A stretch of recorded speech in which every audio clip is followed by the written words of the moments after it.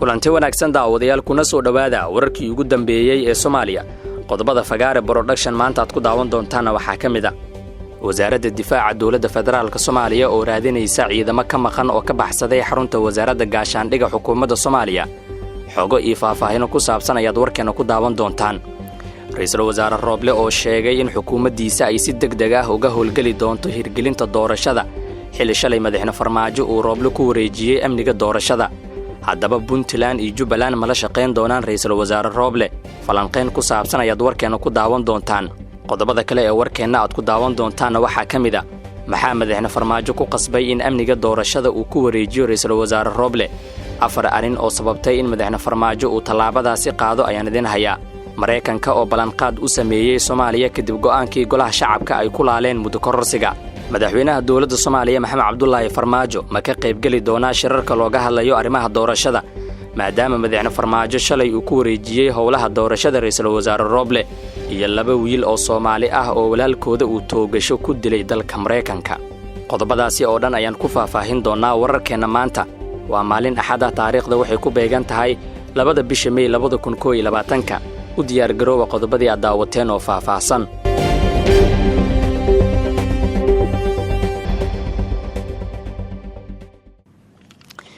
markale kulanti wanaagsan daawadayaal, inta aan warkeena guda gelin subscribe saar YouTube-keena si aad ula socoto wararkan halkan ku soo gudbino.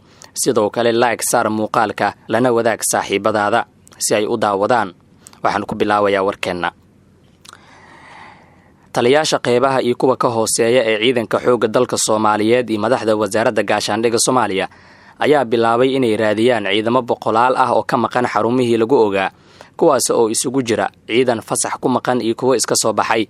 taliyaasha ayaa la faray in ay dib xarumahooda ugu soo celiyaan ciidanka maqan, iyadoo sidoo kale la faray inay soo kala ogaadaan ciidanka fasaxa ku maqan iyo kuwa iska baxay. sidoo kale waxaa la faray inay soo ogaadaan ciidamada ka qayb qaatay dagaaladii ka dhacay Muqdisho. warar aan helnay ayaa sheegaya in gacanada laga baafiyay askarta maqan iyo saraakiisha intaba. sidoo kale waxaa la sheegay in qaar ka mid ah ciidamada iyo saraakiisha loola xiriiray si toos ah. xog aan helayno ayaa tilmaamaysa in dawladda federaalka Soomaaliya ay doonayso in ay ciqaabto ciidamadii ka qayb qaatay dagaaladii dhawaan ka dhacay Muqdisho, kuwaasi oo weli qaarkood aan ku laaban xarumihii ciidanka. sidoo kale go'aanka wasaaradda gaashaandhigga ee ciidanka dib loogu celinayo xarumahooda ayaa loo arkaa mid lagu wiiqayo awoodda mucaaradka, maadaama mucaaradka awoodda keliya ee hadda ay ku tashanayaan ay tahay ciidamadaasi. inkastoo la aaminsan yahay in ciidanku ay badanaa aysan laaban doonin oo ay diidi doonaan go'aanka taliyaashooda maadaama markii horeba ay xoog ku soo baxeen. ciidamadan ayaa la rumaysan yahay inay dhowaan ka qayb qaateen dagaaladii ka dhacay magaalada Muqdisho. wixii ku soo kordha arrintan iyo ciidamadan la raadinayo wararkeena dambe ayaad kula socon doontaan insha Allah. markana waxaan eegaynaa Ra'iisul Wasaare Xukuumadda Soomaaliya Maxamed Xuseen Roble oo shir jaraa'id ku qabtay Muqdisho ayaa ugu horeyn madaxweyne Farmaajo uga mahadceliyay sida uu ugu wareejiyay mas'uuliyadda arrimaha doorashooyinka dalka. waxaan u mahadcelinayaa madaxweyne Farmaajo oo muujiyay tanaasul. waxaan uga mahadnaqayaa in aniga iyo xukuumadeyda uu nagu soo wareejiyay howlaha doorashooyinka, anigoo rajeynaya inaan ku guuleysto gudashada mas'uuliyaddaasi muhiimka u ah masiirka dalka una maareyno sida ugu wanaagsan, ayuu yiri Roble. Ra'iisul Wasaare Xukuumadda Soomaaliya Maxamed Xuseen Roble ayaa sidoo kale xildhibaanada golaha shacabka uga mahadceliyay in sida ay u tixgeliyeen codsigii madaxweynaha ee ahaa in dib loogu noqdo heshiiskii 17 September. xukuumaddu waxay sida ugu dhaqsiyaha badan u soo bandhigi doontaa qorshaha doorashooyinka, amniga doorashooyinka iyo fulinta qorshaha guud ee amniga qaranka, ayuu hadalkiisa ku sii daray Roble. sidoo kale Ra'iisul Wasaaraha ayaa sheegay inuu dhowaan ku casuumi doono madaxda dowlad goboleedyada inay ka soo qayb galaan shirka madasha qaran ee dhameystirka arrimaha doorashooyinka. Ra'iisul Wasaare Roble ayaa faray ciidamada qaranka in ay ku laabtaan xeriyahooda oo aysan ku milmin siyaasadda, isagoo ugu baaqay siyaasiyiintuna in ay ka fogaadaan hadal ama ficil kasta oo aan caawinaynin xasiloonida dalka iyo wadajirka shacabka Soomaaliyeed. dhinaca kale, maadaama madaxweyne Farmaajo uu shalay ku wareejiyay amniga iyo howlaha doorashada Ra'iisul Wasaarihiisa, madaxda Puntland iyo Jubbaland ma la shaqeyn doonaan Ra'iisul Wasaare Roble? maamulada Puntland iyo Jubbaland ayaa horey shuruudo ugu xiray shirar dawladda ay ku baaqday, iyagoo sidoo kale wada hadalkii ugu dambeeyay ee uu ku baaqay madaxweyne Farmaajo ku xiray shuruud ah in beesha caalamka ay ku martiqaado shirka looga hadlayo doorashada. balse daahir isaaq qoriyow oo ka faalooda siyaasadda ayaa qaba in hadda ay u muuqato in ay soo dhoweyn doonaan iyagoo weli laga yaabo in shuruudo u gooni ah ay la imaanayaan. hase yeeshee ilaa iyo hadda ma jiro war ka soo baxay Puntland iyo Jubbaland oo ay kaga falceliyeen hadalka madaxweynaha. aragtida ah in maamul goboleedyadu shuruudo cusub la imaanayaan waxaa isana qaba Professor Jibriil Cali Aw Maxamed oo wax ka dhiga jaamacadda Ohio ee dalka Mareykanka.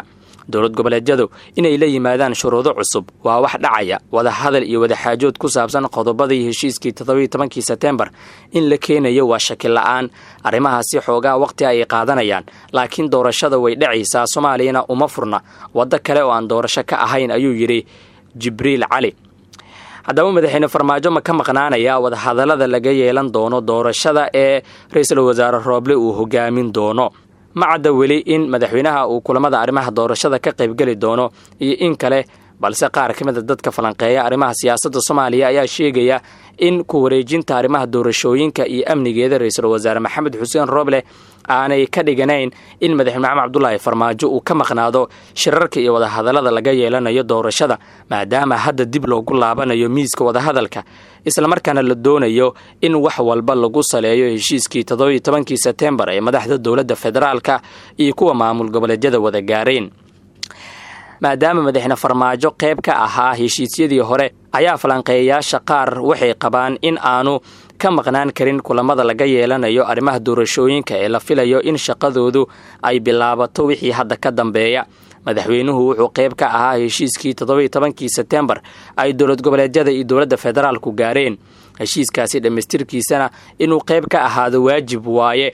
waxa uu madaxweynuhu wareejiyay casuumaadda shirarka magacaabista gudiyada doorashada maamulka doorashada howlahaasi ayuu ra'iisul wasaaruhu la wareegay. marka madaxweynuhu kama maqnaanayo haddii uu ka maqnaadana waxaa loo arkayaa inuu shirka xagal daacinayo ayuu yiri Professor Jibriil. balse aragtidaasi Professor Jibriil mid ka duwan waxaa qaba Daahir Isaaq Qoriyow oo rumaysan in madaxweynaha Soomaaliya doodiisu ku qeexan tahay heshiiskii 17 September iyo talooyinkii guddiga farsamada ee 16 Febraayo ay ku gaareen magaalada Baydhabo.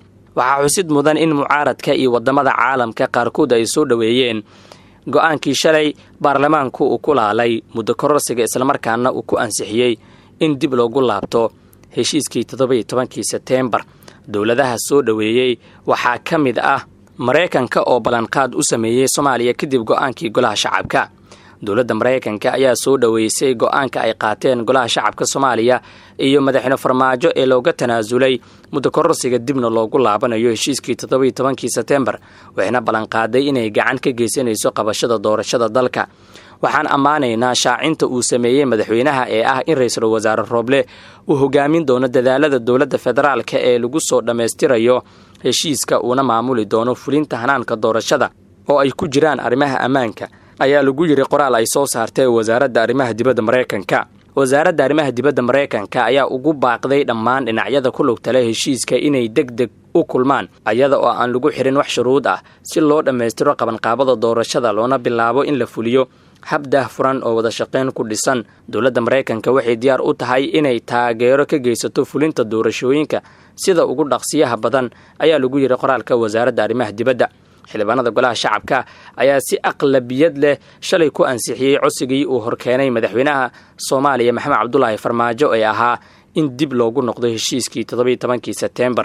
140 xildhibaan ayaa u codeeyay wax ka aamusay iyo wax diidayna toona ma jirin. ugu dambeynna waxaan eegaynaa nin Soomaali ahaa ayaa habeenkii Jimcaha magaalada Kansas City ee gobolka Missouri ee dalka Mareykanka ku dilay 2 wiil oo walaalihiisa ahaa xilli ay ka soo laabteen salaada taraawiixda sida ay sheegeen booliska dalkaasi.